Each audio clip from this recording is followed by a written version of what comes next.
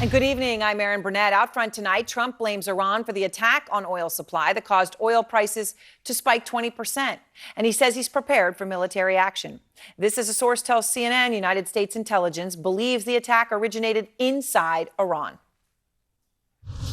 Mr. President, have you seen evidence, proof that Iran was behind the attack? Well, it's looking that way. Trump's words coming after he tweeted in part, quote, "The U.S. is locked and loaded." Locked and loaded is, of course, a big threat. And a senior Revolutionary Guard commander from Iran said overnight that the country is, quote, ready for full-fledged war. Of course, the problem with hot rhetoric is that it can go wrong fast. But playing fast and loose with facts and words, of course, is not new for Trump. He actually threatened Iran with much worse in July 2018 when he tweeted to Iranian President Rouhani, "Never ever threaten the United States again, or you will suffer consequences, the likes of which few throughout history have ever suffered before." Well, there were no consequences, certainly not the likes of which few in history have ever before suffered. But Trump does love to issue threats and then do nothing. Take, for example, North Korea. Remember this? North Korea best not make any more threats to the United States.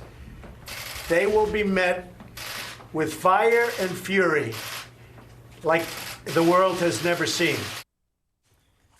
Fire and fury. Well, there has been plenty of fire. But from North Korea, it has fired nearly 24 rockets since that day, the last one said to be a super large multiple rocket launcher. As for Trump, fire and fury turned into this. I was really being tough, and so was he. And we would go back and forth, and then we fell in love, okay? No, really. He wrote me beautiful letters, and they're great letters. We fell in love. So if fire and fury turn into that, then why should Iran take locked and loaded and Armageddon-like threats of making world history seriously? And by the way, what is worse? That the world doesn't take Trump seriously and believe anything he says, or that Trump might actually follow through on one of the more dramatic tweets, ending up in this case, a new and massive war in the Middle East. Pamela Brown is out front live outside the White House. So, Pamela, what more are you learning about the president's response to Iran? Well, right now, the president is hesitating to place the blame squarely on Iran. Today in the White House, he kept hedging, tap dancing around it, saying it certainly looks like Iran, saying that it's going to be verified, that we're going to find out soon. And then he went on to say, well, we pretty much already know who it is. So he didn't want to come out and directly say it was Iran, though he strongly hinted at it and implied that, in fact, it was, which is interesting because his own Secretary of State just yesterday tweeted that Iran did launch the attack on these Saudi oil facilities. Now, what will happen next remains to be seen. As you pointed out, Aaron, the president did put out these thinly veiled threats today, basically saying if it is Iran, that we can respond with even a larger attack than the attacks on the Saudi oil facilities. He boasted about the military prowess in the United States. But if you go back and look at his prior responses to Iran, he also used that strong language and didn't actually do anything. As you'll recall, after the downing of the U.S. strike, he called off a retaliatory strike on Iran because he said he did not believe a lethal force was proportionate for the downing of the drone. And so, Aaron, we're going to have to wait and see how the president responds if, in fact, the intelligence does confirm that Iran is responsible for this, as his Secretary of State says. Now, the president also talked today about the idea of meeting with Iranians without preconditions. As you know, this is something the president has previously said on at least 2 occasions that he would do that, no preconditions. Administration officials had said that as well. And then the president came out and said that the media essentially was making that up, that he never said that. So he addressed that today, saying that if he did meet with the Iranians, that he would not lift the sanctions. He said those are the preconditions there. He also mentioned that his Secretary of State, Mike Pompeo, will be going to Saudi Arabia to talk to the leaders there to figure out what to do. He says Saudi Arabia would need to play a role if there is any response. And he also said he made no promises to Saudi Arabia in terms of offering them protection. And so the president used some strong language today. He did sort of hedge on putting the blame squarely on Iran. And so we'll have to wait and see from here what he does. All right. Thank you very much, Pamela from the White House. And let's go now to Democratic Congresswoman Ilhan Omar of Minnesota, a member of the Foreign Affairs Committee. And Congresswoman, I really appreciate your time. Thanks so much. So, thank you so much, Erin, when the president tweets what locked and loaded, do you have any idea what he means by that? I don't. A lot of people don't, and I don't think even Iran really fully cares about that. And I don't think a lot of world cares about that. I think what this president and this administration does is they say a lot of things, and they don't really understand the consequences it has on the world stage. When you think about what has happened in regards to the relationship with Iran. We've worked really hard to improve relations, to make sure that we were bringing them to the table. And one of the first things this administration did was to take us out of the Iran nuclear deal. And none of this would have really have happened if we didn't put further sanctions that devastated the middle class in Iran and now has put our two countries in the brink of war. Should a military strike be on the table right now as an option against Iran by the U.S. Specifically, Congresswoman, or do you think no? Congress has the constitutional right to declare war. The president doesn't have it. Secretary of State doesn't have it, and Saudi Arabia certainly doesn't have it. I think we need to make sure that the American people understand that this administration that lies about weather maps or crowd sizes cannot be trusted to give us the full information we need to be able to make a decision whether we should be going to war or not with Iran.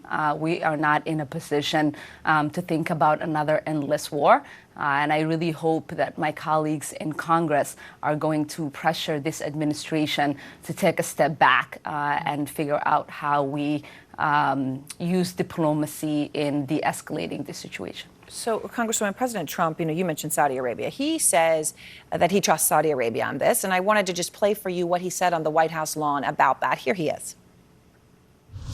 Trust Saudi Arabia when it comes to what they I think so. Look, they want to find out also, and I think they probably feel they know, but we're going to know very quickly. We have pretty much all the material we need. We'll know very quickly.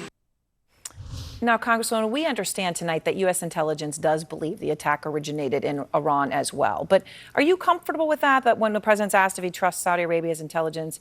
I think so. They want to find out also that he has confidence in their assessment?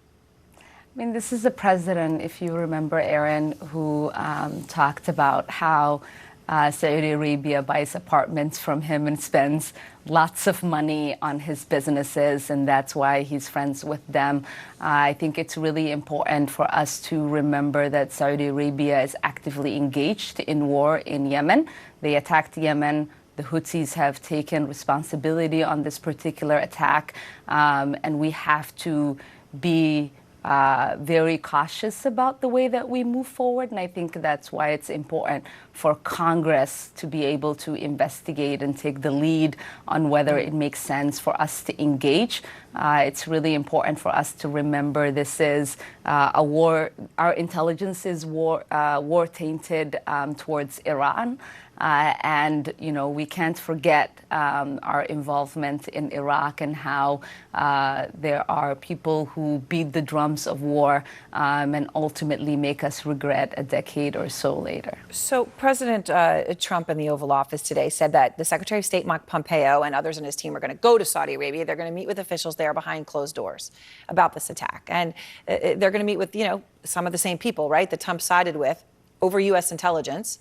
Right, when it came to the U.S. intelligence conclusion that the Crown Prince of Saudi Arabia personally directed the murder of the Washington Post journalist Jamal Khashoggi. Lest anyone forget, the president clearly took their side. Here he is. There is no direct reporting connecting the Crown Prince to the order to murder Jamal Khashoggi. That's all I can say in an unclassified setting. Trump obviously also said that directly himself. Yeah, it's easy for them to cite information from our intelligence community when it fits with the outcome that they want, and it's easy for them to say, we're not going to listen to what the intelligence community has to say when it doesn't fit. Even Saudi Arabia today is asking the United Nations to investigate what has taken place, and they themselves were saying that they weren't going to allow the United Nations to investigate in the ways that they butchered journalist Khashoggi. And so it's really important for us to take a step back to remember who we're dealing with. Saudi Arabia is not a friendly regime. These are people who there has been credible evidence that they are sharing some of the weapons that we have been selling to them, to Al-Qaeda and others. And so we have to make sure that that we are really cautious in this situation. And again, that's why I remind people that Congress has the right to declare war, and Congress needs to be informed and briefed in this particular situation. You have also come out in favor of impeachment proceedings against President Trump, Congresswoman. And today, the chairman of the House Judiciary Committee, Jerry Nadler, spoke out about that and about where he is. And obviously, there's been this whole semantical game going on, about what we're going to call this situation going on in the Judiciary Committee. But here's what he said today. Personally, I think the president ought to be impeached. We cannot impeach the president against the will of the American people. Now, the reason I play that for you is that a recent Monmouth University poll, which is the most recent we have, Congresswoman, found 6 in 10 Americans say they oppose impeaching the president. So what does that mean for Jerry Nadler? Is he essentially saying he's not going to go ahead with this because of polls? And do you think he's right?